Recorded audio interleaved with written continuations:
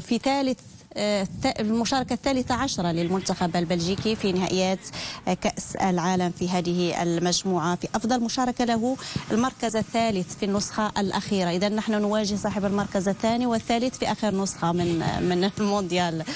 كنبقى حتى البطل يكون معنا في المجموعة. فلذلك أنا قبل قليل قلت ليه أنه ما نواجههمش هما في أول مباراة وثاني مباراة. كنت نتمنى، مع أنه كلام ديال يعني أخي هو كلام في محله، لكن أنك تواجههم على التوالي في هذا الأمر نفس ما شرنا لي بالنسبه للمنتخب الكرواتي، فايضا المنتخب البلجيكي اللي ظل لفترات طويله، في فترات ايضا يتصدر الترتيب العالمي لانه يملك جيل رائع، لكن هذا الجيل لم يفز بأي شيء، وهذه اللي مخلياني انا متخوف وربما نعطيه حظوظ انه يمشي بعيد في هذا، لانه ربما قد تكون اخر فرصه لمجموعه من اللاعبين ايضا ليس بنفس قيمه بلجيكا ديال 2018، لكن لديه من الفرديات اللي تخليه انه يمشي بعيد في هذه المسابقه. نعم له نجوم. منتخب بلجيكا بالنسبه لك سماجي؟ المنتخب البلجيكي كاين اختلاف كثير في استراتيجيه ديال اللاعب. المنتخب البلجيكي دائما كيبقى وفي، خاصه المدرب بقياده روبرت مارتينيز وفي الاستراتيجيه ديالو، كيلعب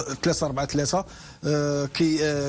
مدرب اللي كيحاول يلعب كثير على الاطراف، ولكن فقد مجموعه ديال اللاعبين اللي كانوا كيعطيو قيمه مضافه. كنهضروا على هازار اللي مده كبيره ما لعبش، عنده نقطه قوه كبيره. اللاعب دو بروين اللي كيعتبر من احسن لاعبي خط الوسط في العالم الان، وقوه كبيره في حراسه المرمى. هذه كلها معطيات كتخلي المنتخب البلجيكي رغم انه تراجع شيئا ما في الطريقه ديال الاداء، ولكن كيبقى عنده قيمه كبيره في كاس العالم اللي تصدر الترتيب العالمي لسنين كثيره. 2015 هو كيتصدر الترتيب العالمي. هذه كلها كذلك بالنسبه لنا كتعطينا حافز كبير ان نلعب مع منتخب كبير وقوي، ولكن هادشي ما كيرجعش، ما كيقللش من الامكانيات ديالنا باش نقدروا نلعبوا. كنتذكر لعبنا في مونديال 94 مع المنتخب ديال بلجيكي ونهزمنا باصابه 0، وتعتبر ديك المقابله من احسن المقابلات اللي ادى المنتخب المغربي في المونديال رغم ان الهزيمه ديالنا، ولكن قدام مستويات كبيره. هذه المره